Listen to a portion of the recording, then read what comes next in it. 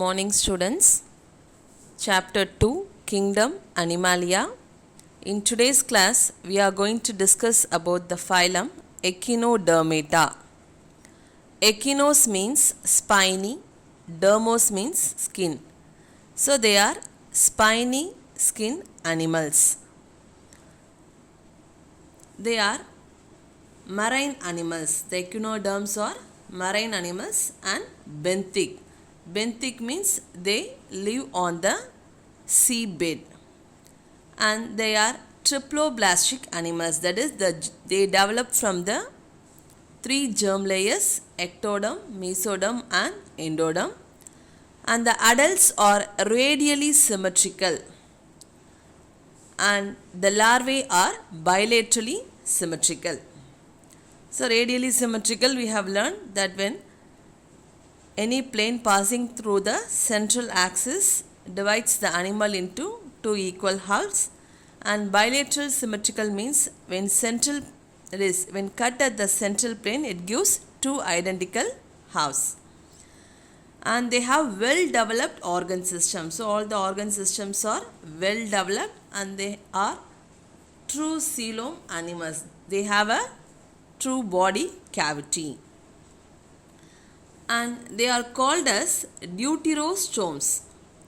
So why they are called as deuterostomes means during embryonic development, the blastopore develops into anus.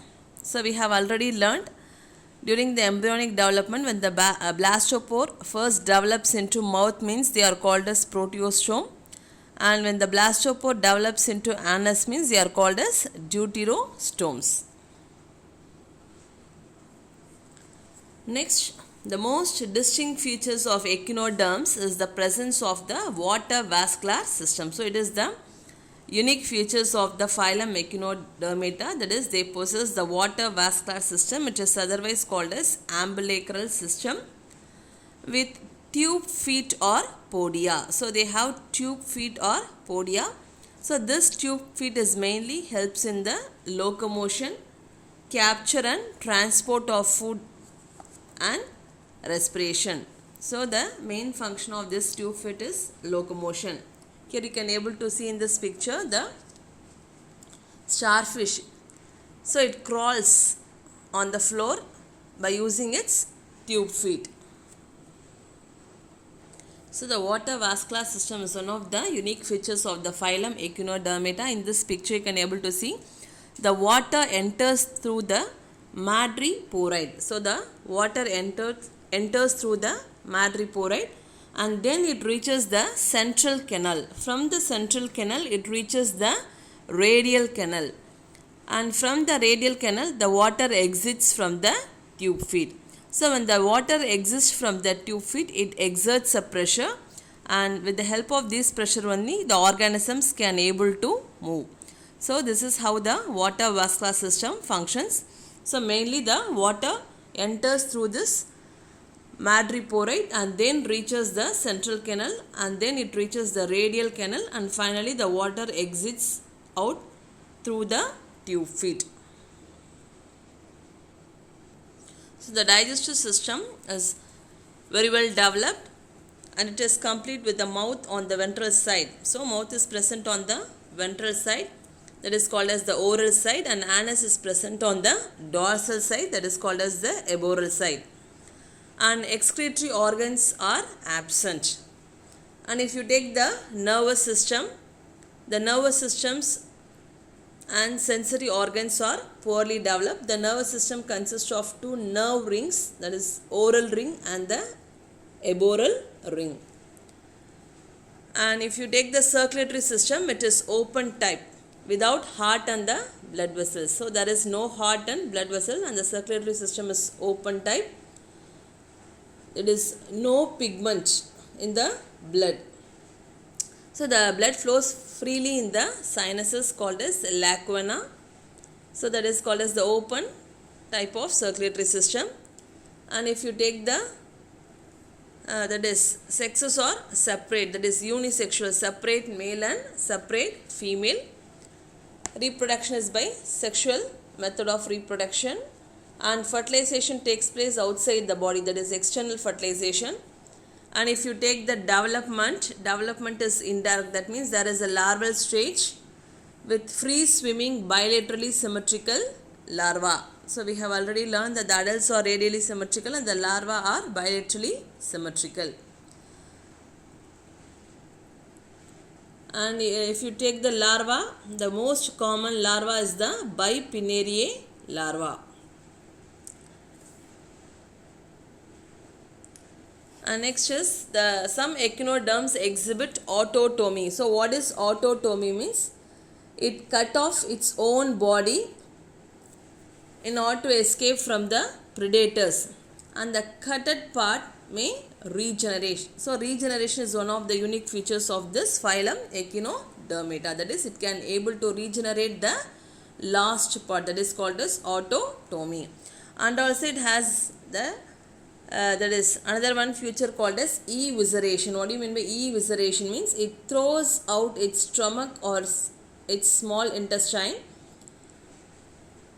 at the time of escaping from the predators. That is called as evisceration. It is also one of the escaping mechanism. So the echinoderms exhibit autotomy with remarkable powers of regeneration. So it can able to regenerate its lost spots. Examples: starfish. Other examples you can able to see. So the other examples are Asterias, that is starfish or sea water, Echinus, sea urchin, Antedon, sea lily, Cucumaria, sea cucumber, and Ophiura, that is brittle shark. So these are the examples of the phylum Echinodermata. So the unique features of the phylum Echinodermata are: these animals have spiny skin and they possess a water vascular system, and it mainly locomotes with the help of the tube feet, and they exhibit autotomy, that is it can able to regenerate its own parts, and it also exhibit evisceration, that is it throws out the stomach or a small part of intestine as a escaping mechanism.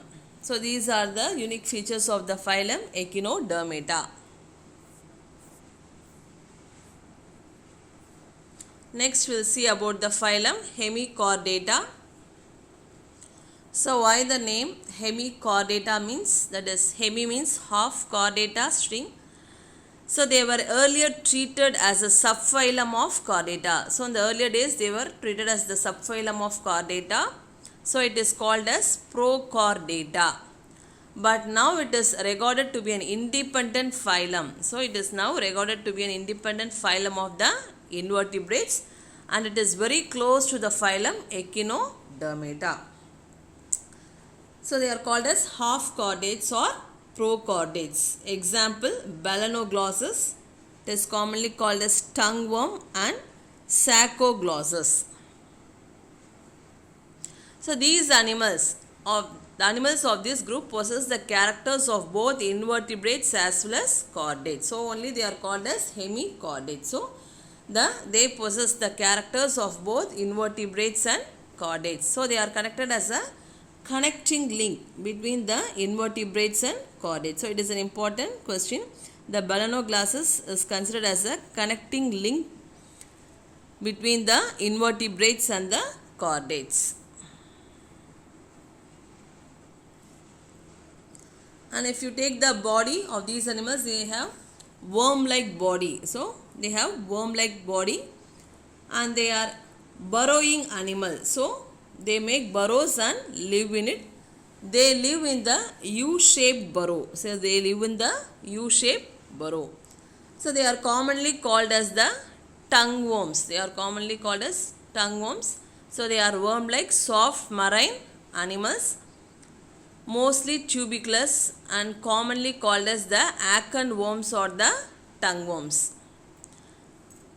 And if you take the body, they are bilaterally symmetrical, triploblastic, and coelomate animals. So they have a true coelom and organ system level of organization. And if you take the body is divided into this picture. You can able to see this is the picture of balanoglossus. So body is tube shape, and the body is divided into three parts. The anterior part is called as the proboscis, and the proboscis is followed by a middle part, that is collar, and finally the trunk. So trunk is an elongated part. So the body is cylindrical and divided into three regions: the anterior proboscis, a short collar, and a long trunk. And if you take the proboscis, that is the anterior part, the proboscis contains the mouth and the proboscis gland. So what is the main function of this proboscis gland? Is it mainly functions as for excretion. So the main function of the proboscis gland is excretion. So mouth and proboscis gland are present in the proboscis. Next is the short collar region, and the collar region contains the stomochord. The stomochord, it is called as little notochord. Actually it is not the notochord, but it looks like a notochord. That is, the stomochord looks like a notochord, so it is called as little notochord.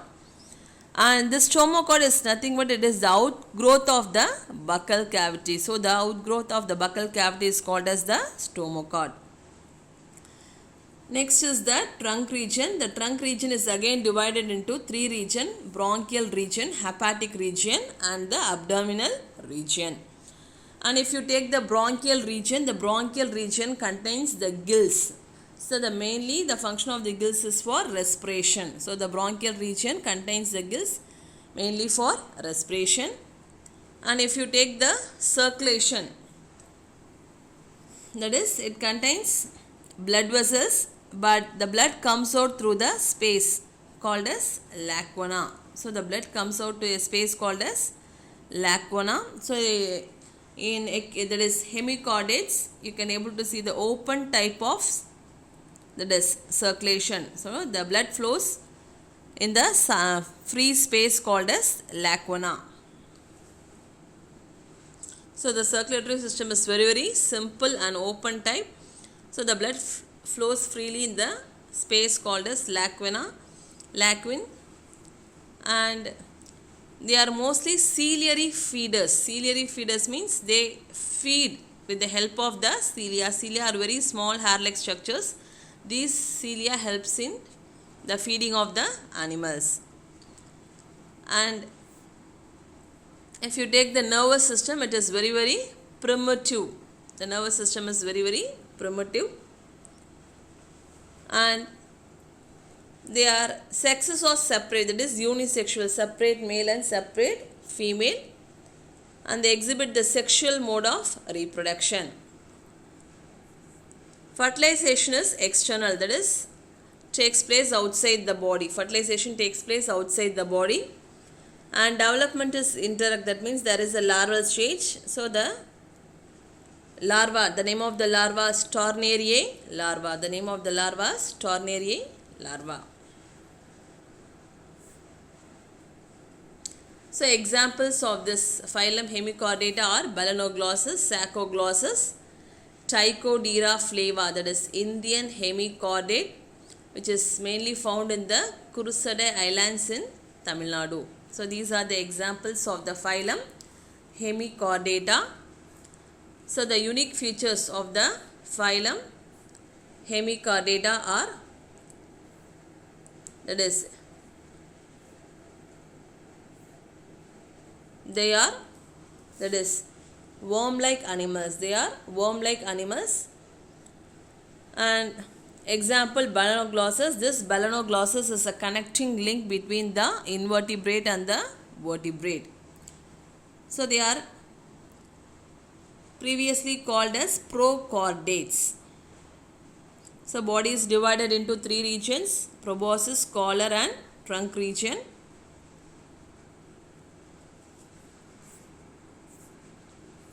And larvae is Tornariae larva. So these are about the phylum Hemichordata. So till this we conclude our topic. In the next class we will be discussing about the phylum Chordata. Thank you.